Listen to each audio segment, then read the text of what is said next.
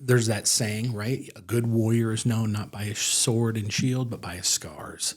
Yeah. And you have to, you got to acquire these scars. And it's really when you get cut that you say, okay, you're either going to learn from it or blame somebody else for it. Yeah. And I think that's one thing you don't do. You don't blame other people when you got kicked. No. Or when you failed. It's clear. You wrote I had a failure, and it's okay. It's okay to fail. If I was going to tell some entrepreneur, don't worry, you're going to fail. You're going to fail. It's going to happen. Please don't quit. Yeah. Don't quit. Where are you heading, right? The one thing, as I see holes, yes, in businesses or situations, I also like to be that futurist, right? Where's the industry going? Hey, everybody, I'm here with my great friend, Trent Scott, and we're going to dive deep into his business journey over the past 30 years, all of the wins, losses, lessons, and everything in between. Check it out. Trent Scott. Hey. What's up, man? How are you? Dude, I'm good. I've been excited to have you here. We're both really busy. We are It's been busy. a year. Yes, and it's kind of a scheduling, but as I'm getting older, I'm kind of just, schedule's just pinging all over the place. So you're busy, older. You might need a potty break, right? You don't know if you can do an hour here. Well, this is true. This is true. I'm glad the audience knows. It's okay. We just got to set the. I need set that the clacker stage. again. Okay, Clack. cut. Clack. Do you remember? So 1999. Yeah. Saturday morning. You're probably cooking breakfast with a young family. Yep. And this just attractive, sexy, muscular dude just knocks on your door. Yeah. He had curly bleached hair. Yes. Couple earrings. I said, honey, stay in the house. I'll take care of this. Yeah.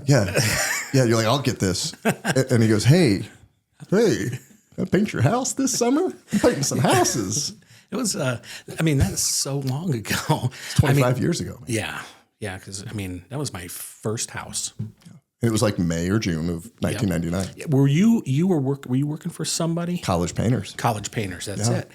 And I don't even know if I needed the house painted, but you were so convincing. Yeah. I don't, I remember you coming in, and I think it was a new house, and we didn't like the color. We wanted to change that. Anyway, long story short, you came in and White House brown trim. Yes. Remember that? Yeah.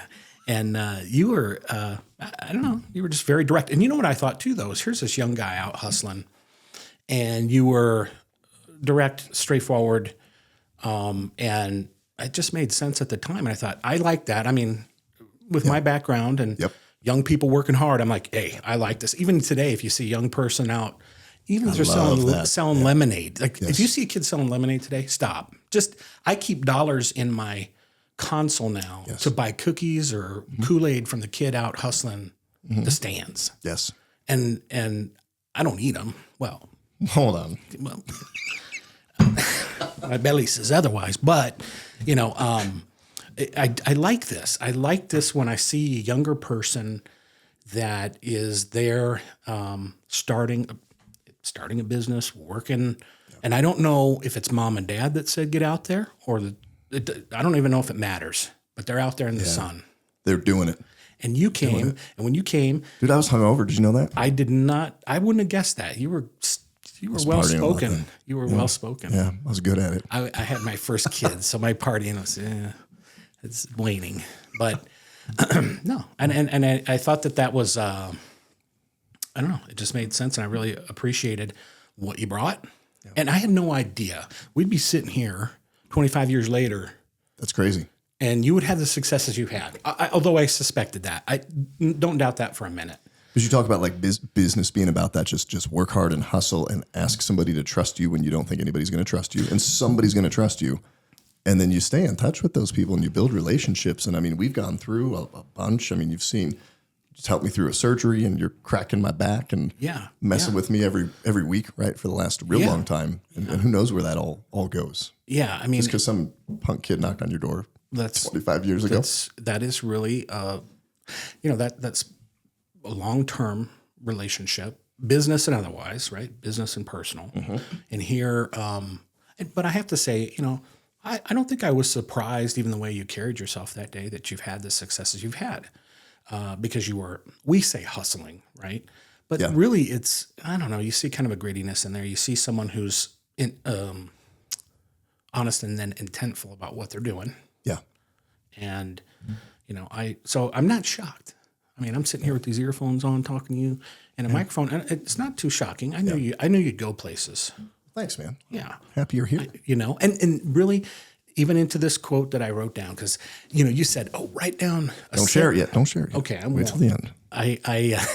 You said, You got to rein him in already, Joey. What are we, like 4 minutes in? You got to rein Trent in. Well, I'm thinking about this. You said, tell me a sentence when you die. What do you want to leave with the world? Gosh. Yeah. And I was like, I don't know. Yeah. I don't know. I don't know. I think we say love others, but really, what does that mean? That's serving others. I mean, if we say love, we say serve, certainly in a faith-based situation, serving. And so sometimes you make these, like my first men's group, these guys I've known as long as I've known you. Yeah. And I know I could pick up the phone and I could say, man, I'm in real trouble, guys. Yes. And they'll, at least one would show up, I hope. At least one. That's all I you just need one. Yeah. But we talk about core 4 or core 6 people, right? I have that. I'm so blessed to have that. Yeah. And certainly from when we talk about business, and you are better at it than I am. And that's great. And you know what? At business? Oh, of course. Oh, are you kidding me? You've done way better. And I'm not just, complimenting you because I'm on TV, but you are. You're better at it than I am. We talk about leaderships, and we've heard of 2-legged leaders and 3-legged leaders. And I think, whatever coffee you're drinking to give you that energy, give me some, You didn't want it. It's just the coffee. Then I would have to go to the bathroom for sure. But I think that I've listened to you, and I've looked at how you analyze things, and you place people in the right places. Yeah. And you have this. And the other thing I really want to say, which is very rare in an entrepreneurial leader such as yourself, is this attention to family. And you've heard me say this, how you intentionally interact with your children and with your wife is huge. Now, you and we are not perfect people. We have, relationships can be messy. Mm-hmm. They're up and down. Marriage is a lot of work. I'm on my 30 years this year. You're 30. Happy anniversary, honey. Yeah. What's the date on that? November 5th. Boom. Okay. See? Should we release this on the 5th? Give her a little clip. Okay. Happy anniversary. But 30 years. And this comes with lots of so what I'm saying is you've been intentional, not only in your business, but then not to let the burners over here of your family go out. Yeah. Is so hard to do. And I've learned that because they've gotten there. Yeah. And they're like, hey, Dad, what are you doing? Get off the phone. Absolutely. Yeah. And how does that hit your heart? You're that's like getting kicked in the nuts like times a million. It's a wake up. Yeah, It's really a wake up. Yeah, it really is. And now that you've had that, when your son calls or your daughter, this just happened last night. My daughter's home from college. Well, she's done. She was home from work, I should say. And she's sitting in the chair, and her and I are both on our phones. And it struck me like, wait a second, I got this beautiful young lady here. Put the phone down and start talking. And that, and we did. And we had this great conversation about her future and things that she's thinking about. And we had a few laughs. And so when that happens, when your kid says, hey, Dad, you're in work. And for entrepreneurs out there, I know how this is because I'm a workaholic. And it's really hard for me to put this down when I go home sometimes. But every chance you get with your kids, I've seen you take advantage of it. And I've applauded you for that. Because that is, when we talk about success, this is a humongous part of your success. What would you be without that? Yeah. Right? I mean, that's why I do this every day. Yeah. It's so true. It's so true. So I think, they talk about the burners of life, work, friends, family, and whatever, and health. And those are the 4. And then when you have a business, there's 5 more, right? You're over here, and you're turning down burners and turning up burners at different times. And we can leave some of those low, and that's when success kind of is escaping you, and you're bleeding out somewhere else. Yeah, because there's only so much energy you can expend, and and it's crazy, man. Because like you've got this successful practice here in town. Your name is a staple here in town, right? So I know when you said that, I was like, you got it makes my heart happy. It totally is, man. They're like, oh yeah, I remember in the Orchards days, and that like your name is known, and you're working with people across, we were talking about a friend of ours that you work on, he's got an awesome story, awesome guy. Yeah. You work on him and like another client of ours that we painted for. Right. Mm-hmm. So like you're just here in the community for a long time. But like when I'm that handsome devil knocking on your door, to this handsome devil, you're just getting started, right? Like you're over in Orchards. Mm-hmm. You and Gina are running the business. And I mean, like take us back to like, you're just talking about this. You went through, got your doctorate, right? Yes. Yeah. And then you're like, the world is my oyster. What are you doing 3 days later? Yeah. Yeah. Spraying dishes, right? So like take us through that journey, man, of how you got from there to here. I've told this story I told you to employees and because I want them to know that success is, or even business success is even in practice or as a professional, it's up and down. It's up and down. So I've graduated. This is hard. I graduated. I need a tissue. You got to pee yet? Not quite. Okay. Make sure to check on him, Joey. Check. I graduate grad school, got my doctorate, and I'm so happy. This is a big moment for me because it's a lot of time that you've put into this, right? And I passed my national boards, which there were 3 parts back then, and I pass all 3 of them. I'm like, cool. 21? I was 24. 4, okay. But back then they had a state board. So I had to sit the state board. Well, I find out the state board in Colorado is 9 months from when I graduated. So I asked my wife to marry me. She said maybe. No, she said yes. Did she say right away? She did. Okay. She did. Good job. Yeah, she did. And so we packed up this little car, and we say we were living on love, and we were. We didn't have nothing. We got married and then came out and moved out here, and I have to wait this 9 months. So I'm like, got to get a job, right? And I had a good friend of mine, Matt Dixon, who's in Colorado. He's a chiropractor down south, great guy, and one of my best friends. And he's working at Nate's Seafood and Steakhouses, where Chick-fil-A is now on College. That was Nate's Seafood and Steakhouse. Yes. Horsetooth in College? Yes. It's forever ago. Yes. Yeah. This is a while ago. And he was bartending because we both worked. And by the way, I always tell my employees, yes, I worked through grad school because a lot of them are like, oh, how'd you do? I said, man, I had to eat.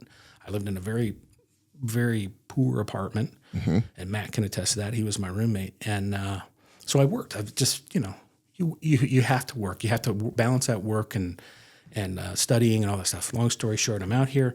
And I said, hey, we worked at a private dinner club. I know how to bartend. Can you get me a bartending job? He says, let me ask. Yeah, they got one opening for bartender. And perfect. I go in. I'm like, bartending, not too bad. I could do that for 9 months, right? And the manager says, yeah, I'll give you the bartending job, but I need you to wash dishes for 2 weeks before that. And I was like, how was that for the ego? That's ego. Here, Dr. Trent. I got my hands are going to make money, and now I'm looking at dishwater. And I thought, but I had washed dishes at 14 at a restaurant. They used to move me through the back door, and it's illegal. My kids, it's illegal. I'm like, yeah, well, they didn't care. Mm-hmm. So I knew how to wash dishes. I'm like, yeah, sure, you got it. So I go in there, and I said, yep, I'll do the 2 weeks, no problem, to get the bartending job. So I'm back there, I'm washing dishes, and I notice when we take the plates, I have to cross the cook line to put these plates up. I'm like, this doesn't make any sense, right? So I asked the manager, can I move the plates on this side of the cook line? And he says, I don't care what you do, just run it by the cooks. So, of course, I go by the cooks, and I say, hey, you guys mind, instead of I'm bumping into you guys, can I put the plates here? They're like, sure. So I save steps, right? Here I am, I'm the dishwasher. I'm recalibrating this whole situation I'm in, right? And so I'm washing dishes, and I'd have my place squeegeed. Even on the rush, I could get these things done. I saved the steps. 2 weeks go by, and I go to the manager, and I say, hey, can I have that bartending job now? Put my 2 weeks in the dishwashing. He says, yeah, you can have that job. And I looked at him, I said, I'm the best dishwasher you've had or will ever have. And he says, I believe that's true. Yeah. And I mean, and why I say that story is it was so humbling to me. But at the same time, at that moment, I was a dishwasher. That's what you do. But I had to be the best dishwasher. Yep. And I was going to make my situation the best that I could. Save the steps, Yeah. How do you make wherever you're at a little better? Was that learned? Was that just innate in you? Did you learn that from your parents?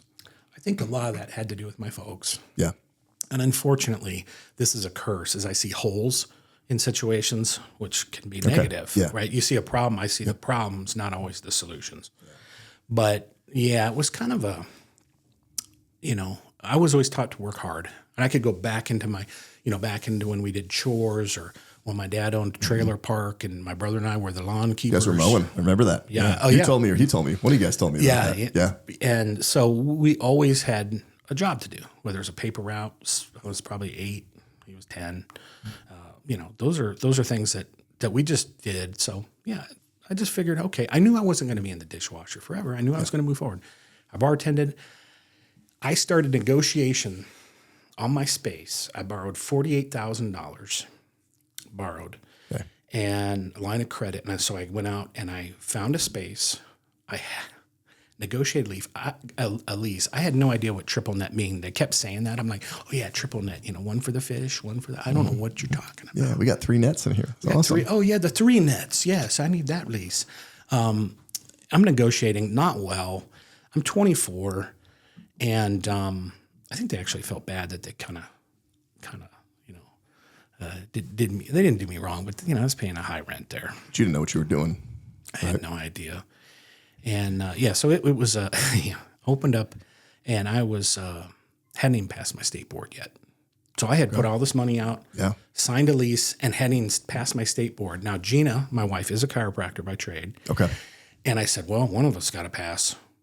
Was she at the same time getting her? So neither of you were official chiropractors yet. No. Do you feel like that investment of time, money, energy, the loan, forced you? You're like, well, now I'm all in. You kind of burned the boats in terms of got to go do this. It was absolutely that moment. Or you're back to washing dishes. Because I was at Red Dragon right over there. Remember Red Dragon where the Qdoba is now? Sure. That's where I other than my hustling candy and snow shoveling and all that, I worked some hourlies, right? So yeah, before Subway, I was over at Red Dragon bussing tables. Oh yeah, I do remember that place. Their dishwasher beat me up in the behind that Qdoba there. What? Seriously, in Orchards. Whoa. Yeah, and I was How big was this guy? Well, I was a little dude. I didn't know how to fight till I was like 30. Oh, okay. I was just mouthy. Okay. Yeah, I mouthed off or said something probably not appropriate. I was in 8th grade to his girlfriend. You're one and I guy. didn't know the dishwasher was the boyfriend. He pummeled me, dude, behind there. You're one guy I thought I would never want to scrap with. Never. No. Back then was different. Oh my gosh. Okay. Yeah, every time I drive to that Qdoba and I bump over the speed bump, he threw me onto the speed bump like it was still there back then. Oh yeah. How? Taught me a lesson. Yeah, doesn't it? Yeah. It's just, okay. Yeah. Look at us. We're squirreling, man. You haven't even have coffee yet. No. But somebody listening to this, right? I mean, it's just you start somewhere, and I think today, the expectation now is more you're not going to go to college and graduate college and get a degree and get this glamorous job and cool, lots of resumes everywhere. It doesn't really mean much anymore. No. At least to me, as an employer, I want to see you come prove yourself and want something and work. I don't care what it is. Absolutely. Kevin Voorhees has been with us a decade and a half. Yeah. He rented me a car at Enterprise. He saw M&E signs in the trunk. Hey, you got a job? Nope, I don't have anything right now. And he called, hey, you got anything now? Got anything? I guess you could power wash some houses for $9 an hour. Yeah. But we don't have a truck. We don't have a power washer. Like that. Okay. Yeah. What? Yeah. All right, we'll buy a power washer. Use your truck. And now, here we are. He's GM 15 years later. There you go. And I agree with something you. to that. I agree with you. You get out with your degree. I don't know what that gets you, 15, 20% there. And then you've got this experience. You have to have this experience. And there's that saying, right? A good warrior is known not by his sword and shield, but by his scars. Yeah. And you have to, you got to acquire these scars. And it's really when you get cut that you say, okay, you're either going to learn from it or blame somebody else for it. Yeah. And I think that's one thing you don't do. You don't blame other people when you got kicked. No. Or when you failed. It's clear. You wrote I had a failure. And it's okay. It's okay to fail. If I was going to tell some entrepreneur, don't worry, you're going to fail. You're going to fail. Yeah. It's going to happen. Please don't quit. Yeah. Don't quit. Where are you heading, right?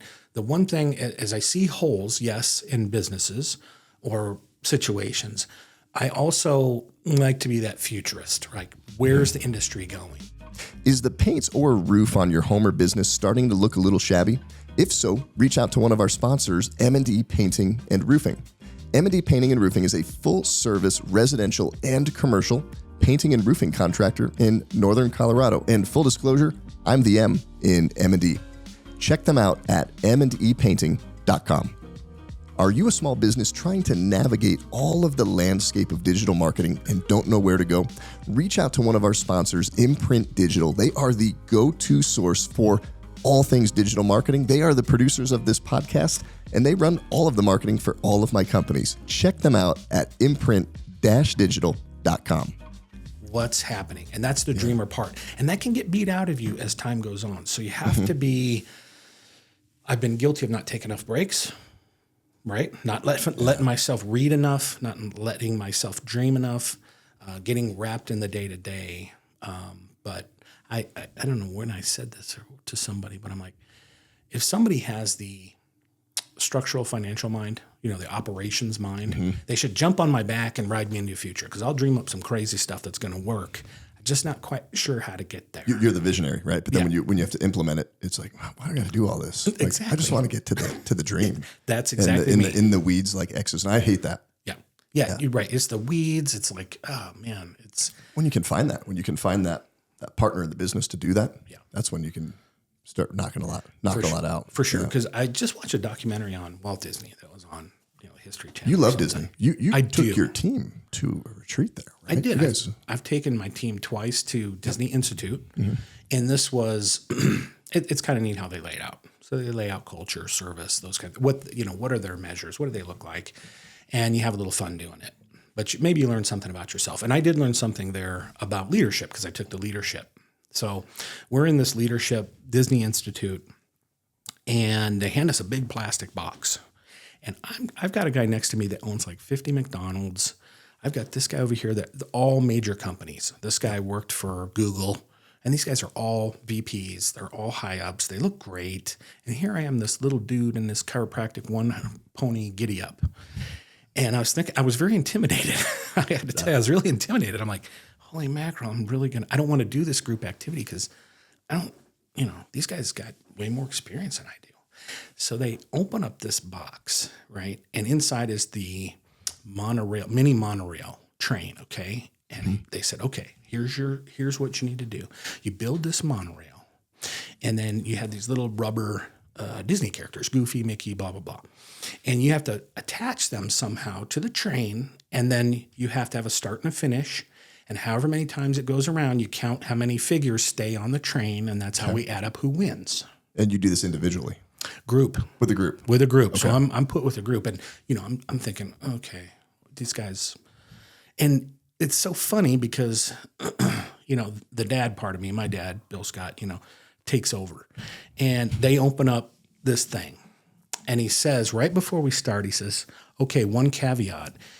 If you build an arch over the tram, then that it's a multiplier, right? If you have one arch, that's 2 times 2, or times 1 times 2 times 3. Yep. So right away, the only thing I say to them, mind you, these guys are a lot older than I am. I go, well, seems to me the arches are going to win this thing. But that's the multiplier. That's what we have to figure out. Yeah. And every one of them looked at me and said, I agree. And I was like, oh, good. I'm off to a good start. Yes. So then as we're building this thing, something happened. And all of a sudden, every one of them is coming to me and going, hey, I got these paper clips. I'm going to clip these, Goofy and this onto this. And they're showing me this. And I think that'll work. Yeah. I didn't touch one piece of that track. And I didn't touch one thing. They gave you like paper towel rolls and stickies to make the arches, right? Just all kinds of random and everybody's stuff. So somehow in that comment, everybody's now looking to me to go, okay, I made this arch. Does this look? I said, that looks like that'll stand. That'll do. And we came in second, which was total bullcrap, man. We won. These guys, I don't know how they were counting, but ours looked beautiful. I have to say, ours was the most beautiful setup. And I realized what kind of leader I was at that moment. I am not the, hands-on dude. Yeah. I'm the guy that if you put 4 choices in front of me, I think I can get us in the ballpark as far as good choices. Like I think I can pick. This is the best idea. And that was kind of really telling for me. And I was one of the younger people. And did that build your confidence? Like you got the dude, CEO of whatever huge company and 50 McDonald's guy working for you. Yeah. And you're just sitting back. Yeah, it's great. They were just, I was like, yeah. And maybe I was just being lazy. No. But no, I actually was, it was eye-opening for me for sure. Yeah, I thought, okay, you're more the visionary guy. Did you know that like early on in your business? So we kind of squirreled up. You and I squirrel a lot, I think anyway. We squirreled off of you got taken advantage of on your lease, right? Just because you didn't know what was going on. You signed this lease, you go past the boards, right? So you pass the state boards. Yes. And like now you're business owner, chiropractor. You're in there. That's Scott Chiropractic is all it was back then, right? That's right. There's no family, no integrated services or anything like that. No. So like talk about those early days of just hustling, building the business. Early days. And you're in the center of Loveland at that point, right? Yeah. Like 29th Street and 287 is It was the epicenter. yeah. And I go cruising, right? Yeah. Through orchards. I picked that spot because I knew it was good parking. I knew it was the center of town at that point. Later on, I would see that the Walmart would move, and that's when I made a move. Yeah, that's right. Which made sense. Mm-hmm. But no, when we started, it was 1,400 square feet, and everything we had in the office was used, except the love seat that my parents bought me as a business warming gift. Okay. So I went to the leasing company because when they were, I say they felt bad taking advantage of me. I went into their storage area and I noticed there was this beautiful conference room with chairs. So I'm like, hey, can I buy these chairs from you? So I bought these chairs for $50 a piece. Then I noticed over there, hey, there's an old sign, for the property management. Can I have that sign, the cage? Sure, you can have it. Gene and I painted it and ordered the plastic to go in the front, right? Here we are painting this. We painted the inside. But what was interesting was, as I'm starting out in this spot, the build out, they gave me $10,000 build out, the management company. A lot of money back then too. Back then it wasn't bad, but I had to make it go, right? Yeah. I didn't have a nickel more to add to it. So I got used chairs, used everything. Computer was the one other new thing. There was a computer that had a DVD player. I'd never owned a DVD player or CD player until that computer. Okay. That tells you something. I would play the music from my computer for the office. Anyway, so those days I almost ran out of money that October. I started in June, and by October, I'm bleeding. And I'm wondering, I didn't sit still. I was out, doing the screenings and doing the, things that I thought were working, which I had no idea, right? Because looking back on that now, it worked for the time, but I wouldn't force other people to do that. But, and so, I had to be faithful in what I was doing. And I thought, man, I don't know. I mean, I might have to. I thought I was going to go defunct, as a business, and things changed in one weekend. I had a patient that got 4 people that got into a car accident, and unfortunately, and they were pretty banged up. But I knew I could help them and I could fix them. So that gave me just enough breath, to move forward. And then God really blessed me from there on out. And so I kept building the brand and the business. But really, you look in the mirror with your business and you say, okay, what's the goal, right? And for me, I was very early on, I was looking at it wasn't just the manipulation, it wasn't just the care. It was more than that. It was more than that. It had to be in the people business. You know what I'm saying? You have to go up and beyond in case history, and I talked a little bit to you about that. Yeah. And you have to, and I'm an empathetic person, which can be tough in the business I'm in because I love the people. I love them. I want them to do better. But you can hold on to that too as an empathetic person. Yeah. So I built that business, and then in 2003, my sister had joined our company for a bit. Yeah. She's a chiropractor and my brother's a chiropractor. How's that for boring? All 3 of you. It's crazy. It's crazy. And none of us, all independent. None of us, she worked for me for a small period of time. Yeah. They're both really excellent. And so then she broke out on her own. We were in there for a while from 2003 to 2008. So about 5 years. And then, family business can be kind of bumpy. So we were like, you want to be a chief and I want to be a chief. And we agreed just to kind of part ways. Yeah. So is that like a mutual thing? Did you guys just get to that point in '08? You're like, hey, we should probably go our separate ways. Absolutely. I mean, as far as I was left. The Scott, we're a unique breed, and Scots, and it got to a point where I'm much more people oriented. I'm people oriented. I shouldn't say so I wanted to pour into our people. Yeah. I figured the best chance of success was if they're successful around me. And that's been a yes and a good and a no. But I've had a lot of employees that have worked for me, and they've gone on to do much better things. Mm-hmm. And this gives me, and I know I can still text them or call them, and I knew they had something anyway. And I knew if they went on to do other things, and maybe you've had the similar situation, they go on and they kill it. Well, and I'm wondering for business owners too, because it's like you want that, but it's kind of an initial like scare. You're like, wait, I'm investing in this person, I'm pouring into this person. Wait, they're just going to leave, and they're going to go maybe compete against me, or go do something else and not be here anymore. So I used to kind of hold back, because I didn't want that to happen. Yeah, I think that's a natural reaction. Mentor was like, well, what do you want to have them like stay and not pour into them and just have them be stupid or uneducated or not grow? He's like, you can't fear that. You guys need to drive that train along together and then go from there. Yeah. And you have to be happy when they come to you and they say, can I talk to you? Right. Yes. And you know it's coming. And I found another job. And I have to be the guy that says, well, what's your new job? I'm going on and I'm continuing school and I'm going to do this. Yeah. How can you, I just had this happen this morning, not just this morning, but I've got one of the people that work for me. He was a physical therapy assistant. You know him. Oh yeah. And he's going to acupuncture school. And I'm like, brother, you are going to be so good at this. What if it's who I'm thinking? Yeah, it is. Okay. And he is going to do great things. He's a good dude. And I said, and this was this morning, I said, well, you can give him a shout out, right? Is there a reason we can't say his name? Yeah, Richard Johnson. Yeah. Richard's awesome. What's up, man? Richard is great. And I know he's going to go on to do good things. See, we can't be afraid of that. But we've all had those conversations where they're like, can I talk to you? And you have to find it in your heart to say, hey, and now I say, well, sometimes I get you for a long time and sometimes I get you for a short time. Yeah. But my goal is, gosh darn it, I hope you're better for it. Working at M&E or working with me, I hope you're better for it. And I'm going to try my best to do what I can to improve your life, and even when it's good or bad situation, because we've all had employees that, okay, maybe they didn't leave on the best terms, but I've had those employees too also come back. Interestingly enough, a professional that called me back and said, hey, and I was like, wow. I mean, she was terminated, And I had this conversation with her, and she says, you were really hard on me.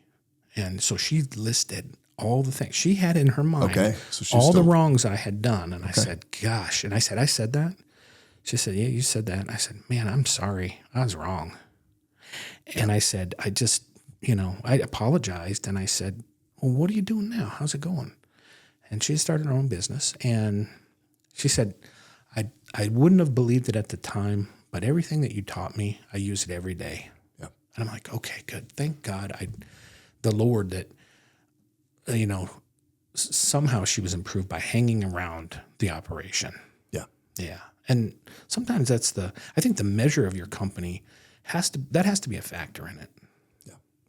When they take off, if they go on to supplant you, oh my gosh, you had something to do with that. And we'll talk about my quote because it's really pertains to that. One of my favorite stories with M&E is Rick Scadden. He's now pastor over at City Point Church. And, he went from 4-time felon to full-time pastor.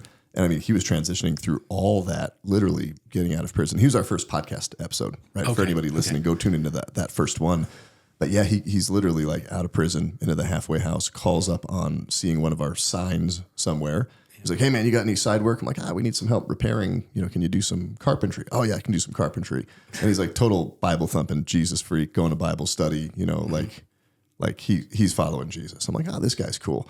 And then every, like once a week, something would just frustrate him and he'd go super gangster. Like I wrote about him in Paint a Baby and he would just go, I'm like, who is that? Like, what is that? So just kind of parked that alongside. And then we had a full-time position open up for project manager.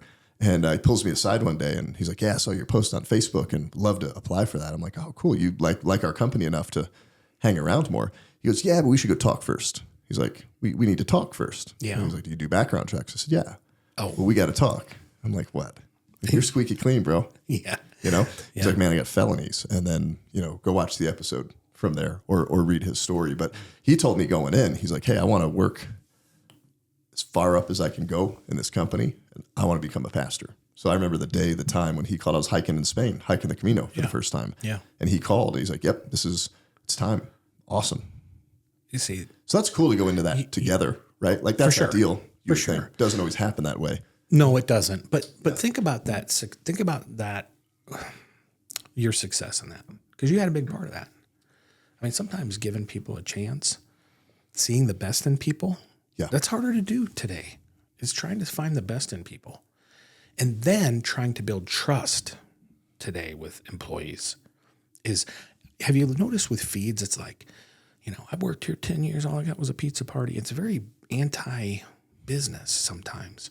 Yeah. Or the culture here is terrible. And I try to tell people, you are the culture. Your attitude that you bring in every day is the culture. Part of it. Part of it, for sure. Yeah. I mean, I can write signs and mission statements and I can put them up. So how do you, so that's a really good point, right? That we touch on is like building trust. And because I think there's always that natural, like, oh, I'm working for the man. And there's that lack of trust, I think. Absolutely. And I think people have that employee mentality, that defeatist, not that an employee mentality is a defeatist mentality, but no matter what I do for the man, he's going to somehow screw me over. He's out to get me, or he's making you're a $2 million business. You must make $2 million. Yeah, right. Yeah. Let me show you the P&L. All right. Oh, okay. Shut up. Right. Like how do you build that trust? We actually found opening up our books to team members. I did that really early on just because I was so pissed. I got really pissed off. This guy kept popping off. Oh, $1 million company. How's you $1 million in the bank? I'm like, bro, we're in debt right now. We're running out of line of credit. We got this going on. Yep. Here's the P&L. Do you know what that means? Let me explain what it means. That takes a lot of guts. That takes guts. Oh, you spent this on? Yeah, we spent it. Yes. Okay. Yeah. But that helped build trust. Sure. And then interest in elevating the profit. But like, what do you do in your company to do that? Well, what I find is as I've matured, that's a nice way to say it, as I've gotten old. Are we mature now? What I try to do is is to be as empathetic to their needs as possible. If something happens to them personally, right? They need time off, or something. That's a good example. Somebody needs some. Okay, I'm with you, and then you show them that you serve them in that way, right? Yeah. And if you have to do that over and over again in circumstances. Yeah. If they mess up, it's okay. Don't worry about it. I know you're going to get this the next time. And I think sometimes then they can see the other side of you. They can say, okay, this guy's actually cares, and actually is looking out for me. Yeah. And for instance, if somebody, and it's happened many times, where someone couldn't get a house or something like that, I wrote a check and I said, here's the difference. You don't owe me a thing. Just take it. As a small business owner, one of the things we will always need to address is a space to run our business. If you're looking to do a small tenant finish, maybe even build a building from the ground up, you've got to reach out to one of our sponsors, Mendel Construction. They are a full-service commercial contractor that can take care of your business needs to build the space and place of your dreams to run your business. Check them out at mendelandcompany.com. If you're a Christian small business owner, you have to check out one of our sponsors, the Foundry Advisory. They are a Christian peer advisory community here in Northern Colorado and the Front Range that is designed to give you encouragement, support, and insight to grow your business with other like-minded Christian business owners. Not only are they a sponsor and a partner of this podcast, but I'm also a member of their community. Check them out at thefoundryadvisory.com. If you've got junk in your life or business that you need removed, reach out to one of our sponsors, Hulk Addicts. They are a full-service junk removal company, and they'll be able to take care of you at your home or your business to get rid of whatever you don't want. Check them out at hulkaddictsjunk.com. And you're right about, the being at the top is the hardest job because we have to serve the most. Yeah. And that's how you have to look at it. And sometimes it's really hard to serve others, even if they're not behaving in your culture the way you would like them to. Can you still maintain the culture yourself? Can you not get angry? Can you not be short? Can you be loving? Can you be open? It's actually made me easier to let people go because I think they understand it's fitting or it's not fitting. Well, but you've got to like today, you've got a really clearly defined value set and culture that you live by. Yeah. Like you've got to have this, and this. And if you don't, it ain't going to work out. You're not going to fit here. Yeah. And one of those is service driven for sure. I mean, service driven, when we say that, that means you got to go up and beyond for patients. Yeah. You have to go up and beyond. Okay. If that means you got to fight for an MRI for them, if that means that you have to stop, take the 5 minutes, make it happen, because it can be very frustrating for patients, especially today. But I think you have to build, you have to walk that demonstration. I stopped seeing patients for 2 years. I remember that. Yep.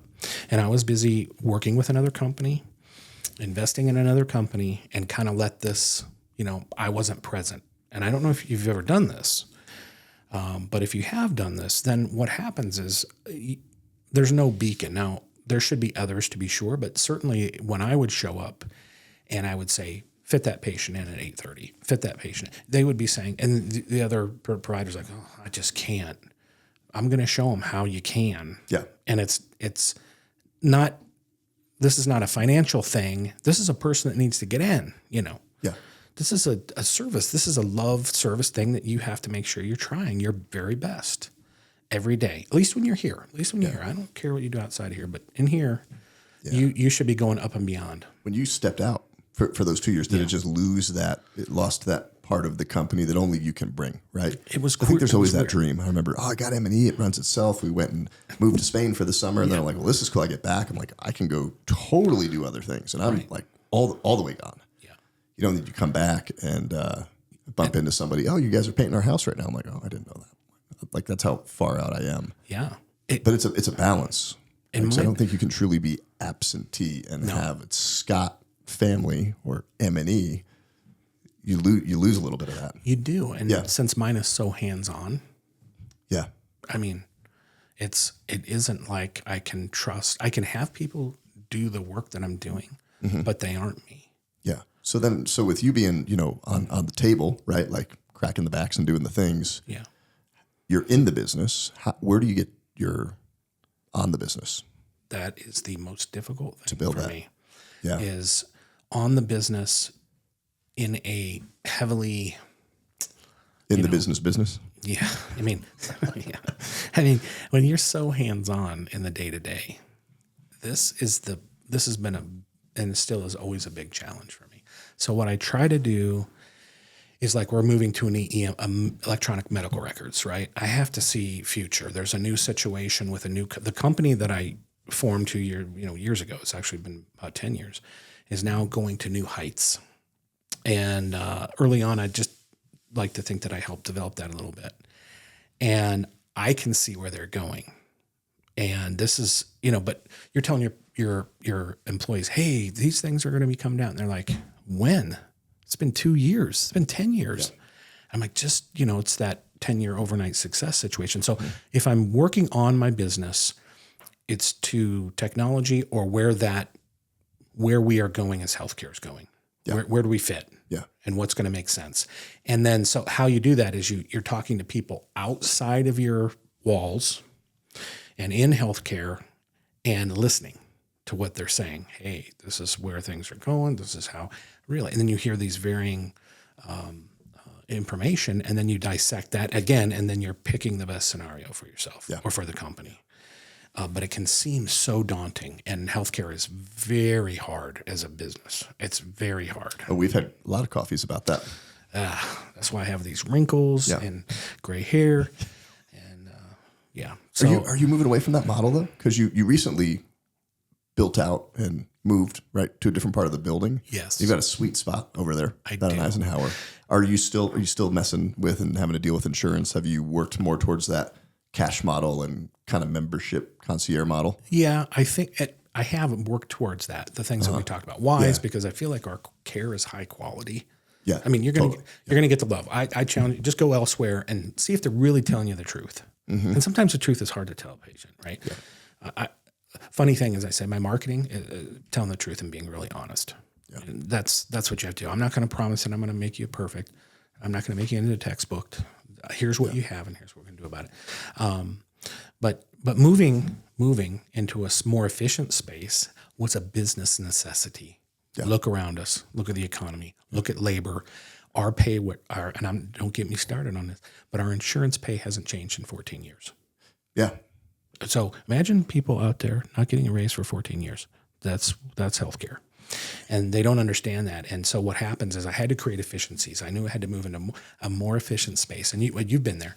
And you can see how much more efficient it is. There's no wasted hallways. There's no wasted space in there. Yeah, but it's still like cozy. It's still you. It still has that Scott vibe and feel. It was a patient that we had a professional therapist working, and two of my patients in one day came in and said, I had some work done. That's not your culture. They even use that word. She just doesn't fit here or fit your culture. Mm-hmm. And that was great for me to hear because my patients understood what the culture should be like when you come in. Yeah. And that was good. That was good news for me.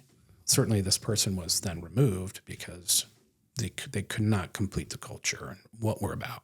Well, I remember a couple times somebody new worked on me. You're like, let me know how you like them. I'm like, yeah, that person's great. That person's great. Matt is you're my secret shopper. Am I a spy? You can't give that away now. I can't be your spy. Oh, shoot. We're on the air. You're a spy anymore. I think I was. Was I like your unofficial for a while? Oh, yeah. You and Emily for sure. Yeah, for sure. I remember one person you had. I don't even remember what kind of service it was, but I was sitting there like, oh, dude, Scott, Trent's gonna be pissed when I talk to him. Yeah. And then we had coffee. Yep. But you fixed it pretty quick. Yeah. Well, that's always good to have that.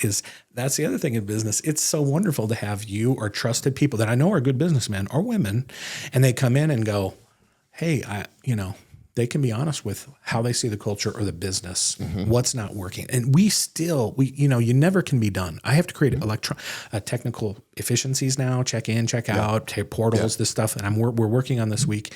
And that's why I'm a little frazzled this week is I've got this new EMR, this new electronic medical records. And it's so hard to get 20 people on board with this for change. And you know how change can happen. Mm-hmm. Necessity, but difficult. Like back to what you just said, to know that your culture is so well established in business. Like this is when as a business owner, you've done something right and you can like have that celebration, right? Is even though that customer gives you bad news, like, hey, Joey that just did my massage, not you, Joey, because that would be weird. Hold on. Sorry, Joey.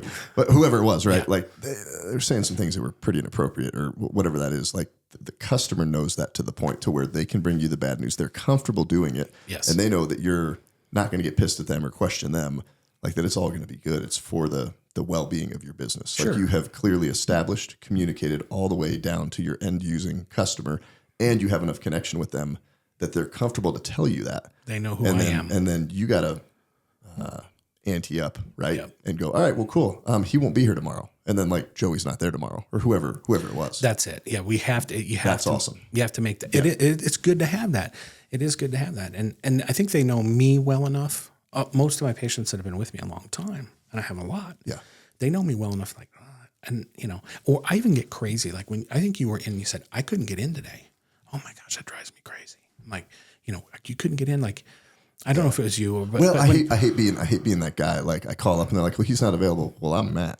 Tell him Matt called. No, but you know what? I don't like to be that guy. I know you don't, but I'm always like, listen, at least sometimes I want to make that decision. Do you know what I'm saying? Like they try to protect me, don't see.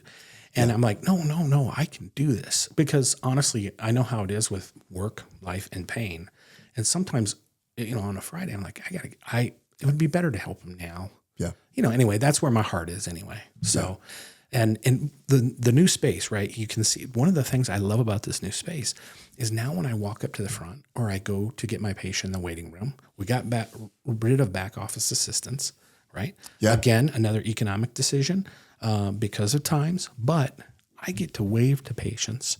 I love going in and sitting. I'll have a patient in there. I'll have a person in there and I don't know them. And I'll go sit down and say, how you doing? I'm Dr. Scott. Nice to meet you. Are you here for acupuncture? I'm here for massage. Yeah. Oh, really? Well, who brought you in here? And you know what? It's that curiosity that sometimes that is the best part of my day, is where I'm just interacting with people. And I don't know, that's just a wonderful thing to do. And I can wave at people because I see them a lot more versus the old office where it's kind of separated. You know what I'm saying? You were kind of the door, and I didn't like that as much. So I'm enjoying the new space for sure.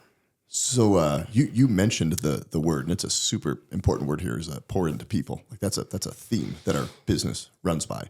I'm actually going to write a book. It's going to be one of my next books. Mm-hmm. But I call that the intersection of three things that you just talked about, right? Is connection, contribution, and care. You got to connect with your people, contribute to their life, and care about them. Yep. And when you can do that, and then obviously you need to have business skills and systems and your processes, but it's the people part of the business that you get everything else right.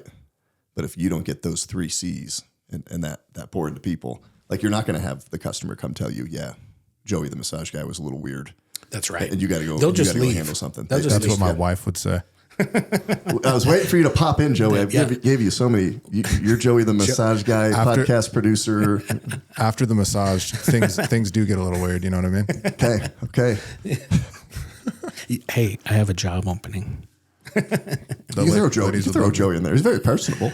Joey's a big guy. He's a big dude. Yeah. Whenever he comes on the show, we've got to adjust the whole studio, all the cameras. We gotta raise him up. That's awesome. Raise him up. You know, it's funny. I got to give the shout out because I was going to do this earlier, but Bill from Painted Baby, whoever's read Painted Baby, that's your dad. Yes, that's right. Yeah, that's right. So we got to give your dad a shout out. Shout out, Daddy-O. He's an awesome character, man. Yeah, awesome character. Yeah, he's definitely, his brain works in wondrous ways. Let's just put it that way, and how he looks at things and dissects things. And it's harder as a son to ask for advice in that, right? Even when I was early in my business, I just, I had through osmosis, through being around him, I had learned a lot in business. Never took one business class, by the way.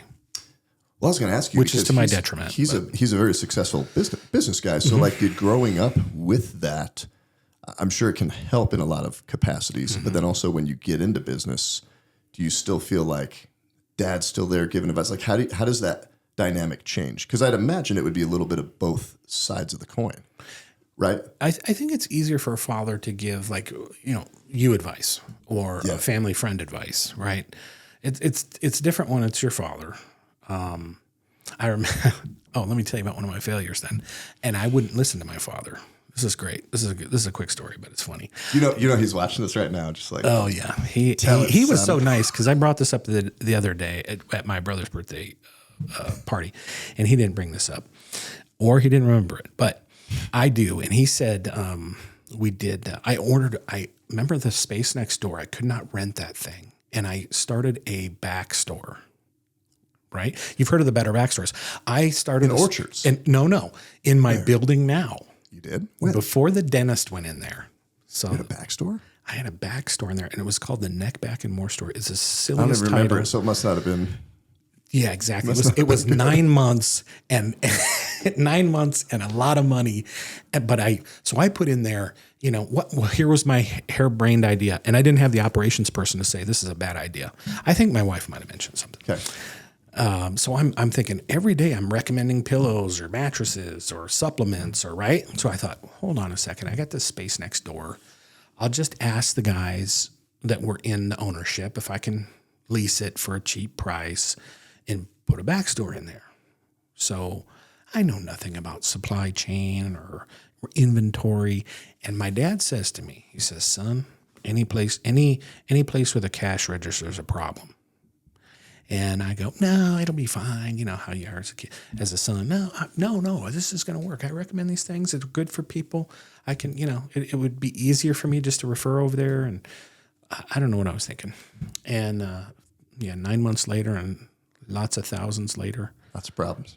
Lots of problems with the cash register. And my dad was right. Did he say, I told you so? No, he was sweet. No. He did not say that. He didn't. He was like, well, but he was right. But you got to listen to the people that could say they told you so. Like Emily's like that with that gut intuition about team members. Yes. Yeah. And you got to listen to that. You got to listen to. You have to listen to the people around you, your loved ones around you, or people that have the best interests in mind. Yeah. It is. Sometimes you get tunnel vision. Certainly as a business person, you're like, no, this is going to work. Shaq's selling Icy Hot on TV. This is going to work. And and it did not work. And I could have saved myself a lot of heartache and trouble. And I even have an old shirt that I kept, and I brought out at a talk that I did. And when I was talking From about the store? Yeah. Store shirt? I was talking about failures, and it's almost a visceral reaction to see that logo. I remember going to get the logo and all this stuff. It was just It's a deep scar that you have, and now you can share That's it. to bring good to others. yes, I can bring the wisdom, listen to your loved ones, listen to your core people, and even listen to your employees, because sometimes they will tell me, I don't think that's the right. I've had to stop, even as of recent, and go, maybe that's not the best idea. And stew on it. Don't make quick decisions. Think about it. Look at your metrics and go, Yeah, you're right. I think, they're right. And then you have to tell them they're right. Hey, you're correct on that. I don't. Are you hard to approach? Because I know you well enough. We've known each other long enough. I can be hard to approach. Like go ask Kathleen. She's like, dude, that's dumb. Don't do it. I'm like, hard. why didn't you tell me? Well, you're kind of a dick, dude. Yeah. She just said you're kind of a dick. I haven't been called a dick. Probably not to my face. Not to my face. But you know what I hear? Yes, I'm unapproachable because they say you're intimidating, and I'm like, I am a chubby older dude. How am I intimidating? What did you call yourself? A fathead? Yeah, fathead at size 8. But so they say, well, you're intimidating. And I'm like, I used to be a lot more intimidating. I could see it 10 years ago or 15 years ago. I was, I think, less approachable. Today, I just roll over, soft underbelly. I am more approachable now. I think I'm seasoned now. I think my brain finally matured at, 45, 50. Yeah. And I hope that they know I am listening and that they can say, I like their, like I wear scrubs today, right? Remember, I used to wear a button-up shirt and COVID and all that stuff hit, right? And the dentist next door, he always wears scrubs, and somebody else said scrubs. And then one of my associate docs who's working for me now, he says, man, we should wear scrubs. And I'm old school. I'm like, no, you have to have a collar. Right. And a button down shirt. I haven't had a collar and a button down. You popped out of your car. I'm like, look at me. I have the same black shirt. I was same great coffee. I was so happy, man. Look at you. I haven't put on a collared shirt like this You had since it all the graduation party this weekend. Here. But before that, it was, I haven't been or I don't. So he says, why don't we use scrubs? And I first, what did I say? Nope, not professional. We need pants. We need slacks and button-down shirts. And it's even in our dress code. I still haven't taken it. I think I did modify it now. But so I put scrubs on. Oh my gosh, it's like coming, I don't have to think about what I'm wearing. It's like coming to work in pajamas. Super cozy. Super cozy. I work a physical job. I'm like, why didn't I do this earlier? And then if you say that out loud to, other team members, like, really? We won this a while ago. Whatever. The therapist, massage therapist will wear scrubs. Why wouldn't I? Dr. Hessler will not wear scrubs. He is sticking to his guns. Come on, man. Love you, Scotty. Come on. Try the scrubs. Love you, Scotty.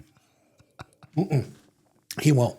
I'll buy you any kind. Why not? He's always dressed nice, though. He's dressed, and we're both from Nebraska. It takes us a while. Yeah. Kind of cozy up to new ideas sometimes.